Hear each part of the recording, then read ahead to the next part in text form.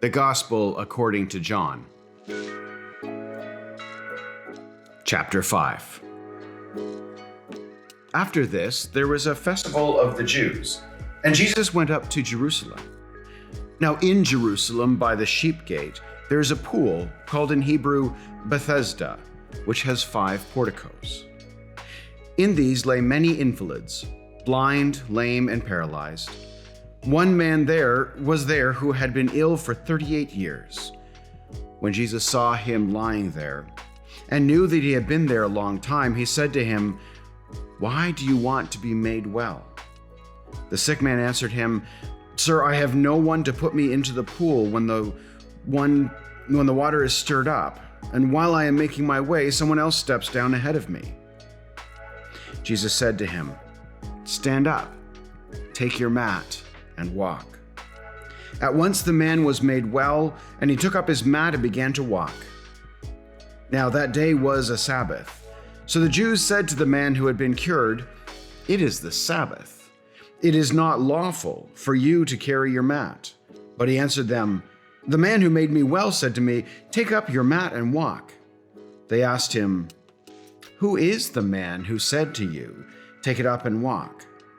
Now the man who had been healed did not know who it was, for Jesus had disappeared into the crowd that was there. Later, Jesus found him in the temple and said to him, "See, you have been made well. Do not sin anymore, so that nothing worse happens to you." The man went away and told the Jews that it was Jesus who had made him well. Therefore, the Jews started persecuting Jesus because he was doing such things on the Sabbath. But Jesus answered them, "My Father is still working, and I am working." For this reason, the Jews were seeking all the more to kill him, because he was not only breaking the Sabbath, but was also calling God his own Father, thereby making himself equal to God. Jesus said to them, "Very truly I tell you, the Son can do nothing on his own, but only what he sees the Father doing. For whatever the Father does, the Son does likewise. The Father loves the Son and shows him all that he himself is doing, and he will show him greater works than these, so that you will be astonished. Indeed, just as the Father raises the dead and gives them life, so also the Son gives life to whomever he wishes. The Father judges no one, but has given all judgment to the Son, so that all may honor the Son just as they honor the Father.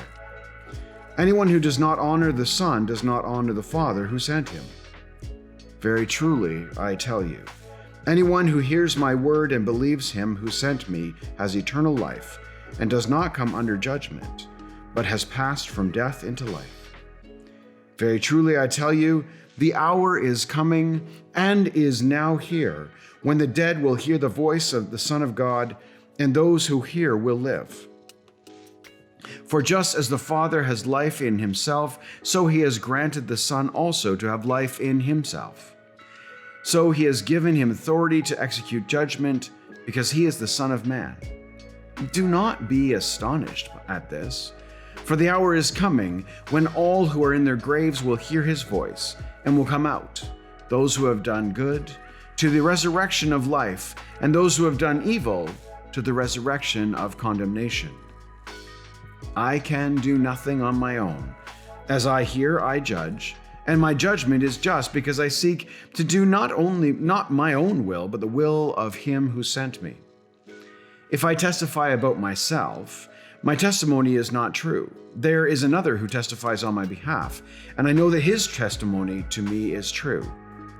You sent messengers to John, and he testified to the truth. Not that I accept such human testimony, but I say these things so that you may be saved. He was a burning and shining lamp, and you were willing to rejoice for a while in his light. But I have a testimony that is greater than John's. The works that the Father has given me to complete, the very works that I am doing, testify on my behalf that the Father has sent me. And the Father who sent me has himself testified on my behalf. You have never heard his voice or seen his face. You do not have his words abiding in you, because you do not believe him whom he has sent. You search the Scriptures because you think that in them you have eternal life, and it is they that testify on my behalf. Yet you refuse to come to me to have life.